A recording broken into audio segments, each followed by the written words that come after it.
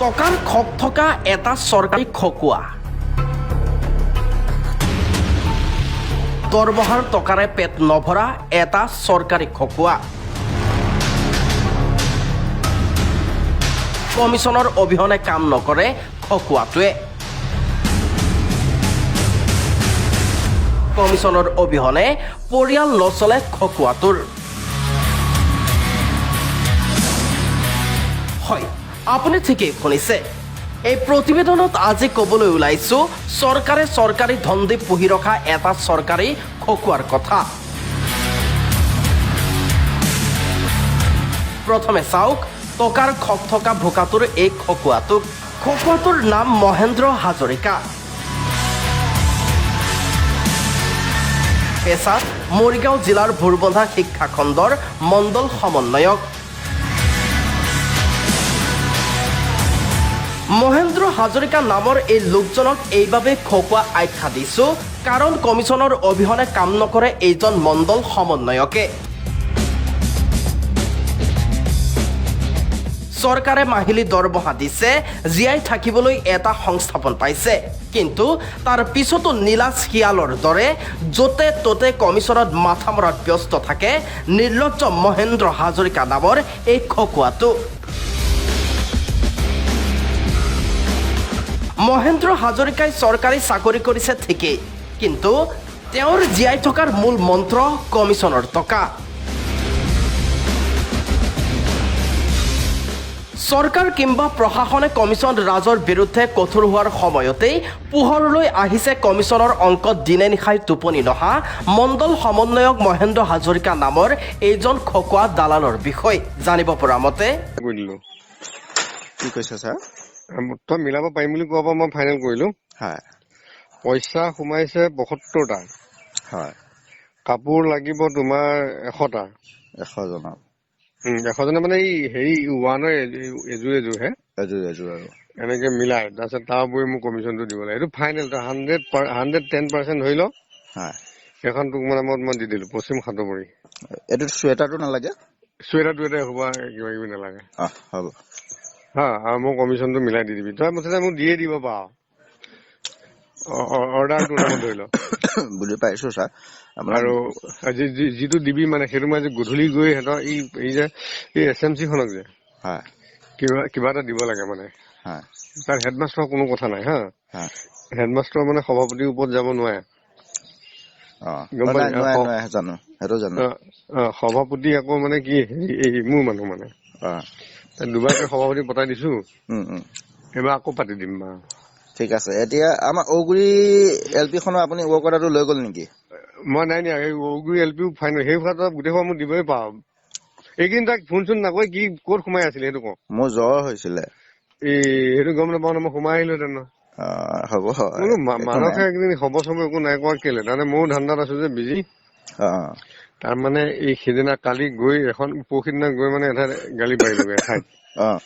এই চেক যে মিয়াটো সি মোৰ অসমীয়া এৰিয়াত সি মিয়াটোৱে সোমাই 2 নম্বৰ বুদ্ধি লগাবলৈ সি ক'ত পালে সাহস মই ঢেৰ গালি পাৰিলো তাক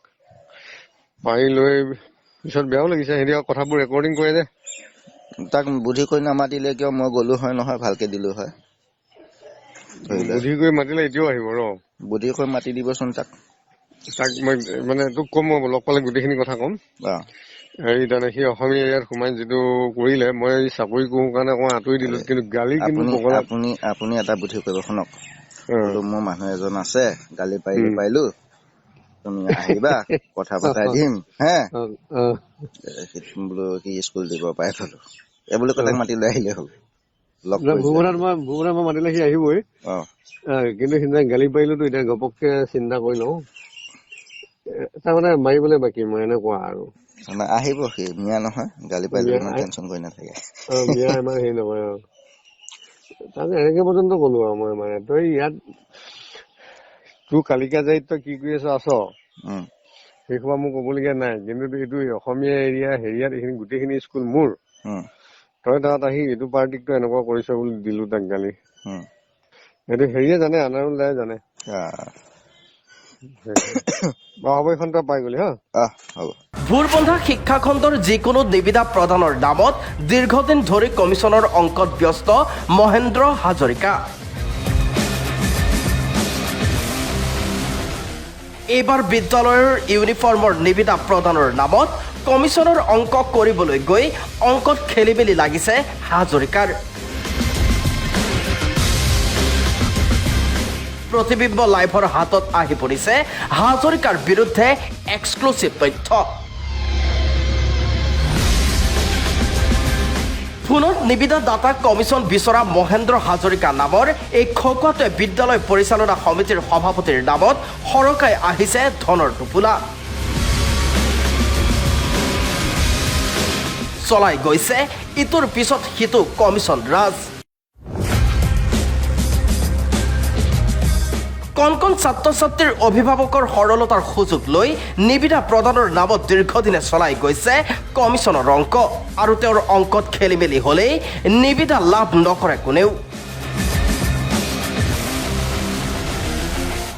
নিবিদা দাতা লাগিলে যিয়েই নহওক কিয় হাজৰিকাৰ মতে কমিছন দিয়ক, নিবিদা লৈ যাওক। উল্লেখ্য যে হাজৰিকাৰ বিৰুদ্ধে এনেধৰণৰ অভিযোগ বহুদিনৰ পৰাই প্ৰাথমিক শিক্ষাখণ্ড বিষয়ে লাভ কৰি আহিছিল যদিও পোৱা নাছিল কোনো উপযুক্ত তথ্য মণ্ডল সমন্বয়ক হাজৰিকাৰ বিৰুদ্ধে। এতিয়া প্ৰশ্ন হয়, চৰকাৰ প্ৰশাসনক কেৰেপ নকৰে নেকি মহেন্দ্ৰ হাজৰিকাই?